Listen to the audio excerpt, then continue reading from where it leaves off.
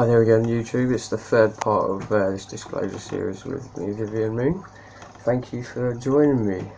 I hope you enjoyed the previous two videos where we discussed the energy cycles on this planet, the evolution of those energy cycles, and this third part is going to be looking a little bit more about the ways in which those energy cycles can be manipulated and reasons why perhaps they might be manipulated in relation to evolution. So we're looking at the emotional frequencies being developed on this planet as food source for other dimensional or for organisms at a different state of consciousness. So the emotions we're producing here, Robert Graves has done some good work on this with his non-fiction books into Greek mythology. India's got some good work in this, and a lot of their Vedas, and there's a number of other sources where there's good information on this, but to try and make it accessible for anyone, we're looking at, in the same way, if we want a flower, so in the same way that flowers produce different chemicals as a result of their geography and how they relate to their geography, and that the environments available for those energy cycles to develop, those flavours to develop within the energy cycle, it's dependent on what geography is available at the dimension before that in the mineral kingdom, and it follows on that in the animal kingdom, the animals that feed on plants, their flavour they take on depends on what environment they have to operate in to access the energy cycles of the plant kingdom. So then you're working towards emotional or scalar frequencies that are being food for the fourth density.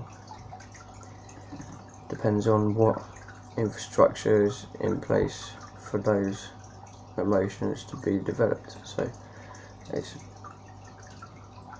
generally the paradigm that humans exist in controls the emotional apogees that we are exposed to, and those emotional apogees are part of the food chain in other dimension, other planes of existence. And so whilst you can be, so there's a duality here, in as much as that whilst you could be a part of the third density, you can also be a part of other densities as well. So your consciousness may be within a body at this point where we're talking, but you can also project your consciousness into up above and below different densities, and that's a sort of technology that one of the technologies suppressed from mainstream education, so that certain effects can be produced in the ignorance of that duality. So we're looking at the physical evolution of the third density. You end up with primates, which is the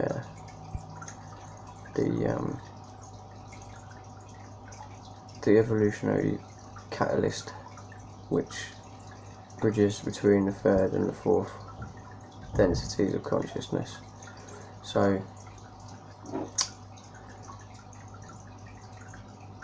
within that context, there are a number of ways in which the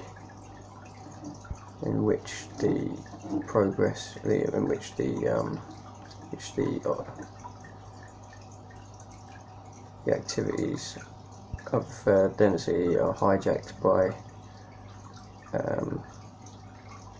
interests in other densities of consciousness for various reasons, in order to produce the energies required for the development of various other, for their evolution, for the evolution of consciousness beyond each dimension, is dependent on what energies are available for them to operate from.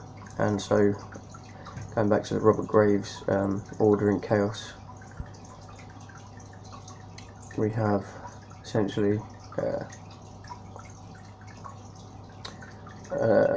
where the energy cycles are created through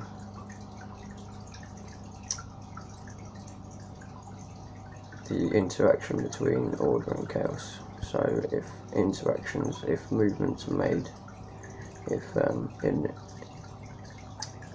so there's everything and nothing, and within everything is entropy. So within entropy, you have order that needs to create the laws of entropy, and those laws, so the evolution depends on the existence of the time. Time exists where the laws are where there's no law. So for time to exist, there has to be a poetic exception to various laws, to avoid time stopping. You see, because if there's a mechanical universe, then time becomes irrelevant. So to keep time something that's experienceable, something that we can operate in, there needs to be poetic escape to stop the stagnation of to allow for consciousness to expand. So brings you quite far down to evolution, and essentially whatever you see in the physical world is expressed both above and below it in this way. So we're on a pole shift. The Earth doesn't quite spin on its axis, and that allows for, actually the reasons behind that are worth looking at. There's a discussion that we had there. However, the reasons for the actual wobble is to allow for different emotional effigies to be developed in order for evolution to occur. And so the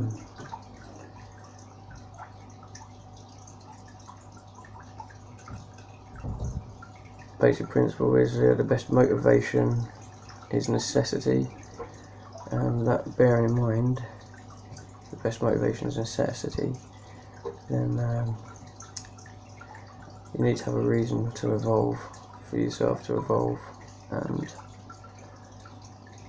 essentially is a paradigm created right now for to inspire evolution, and that's what we're doing right now. Is we're taking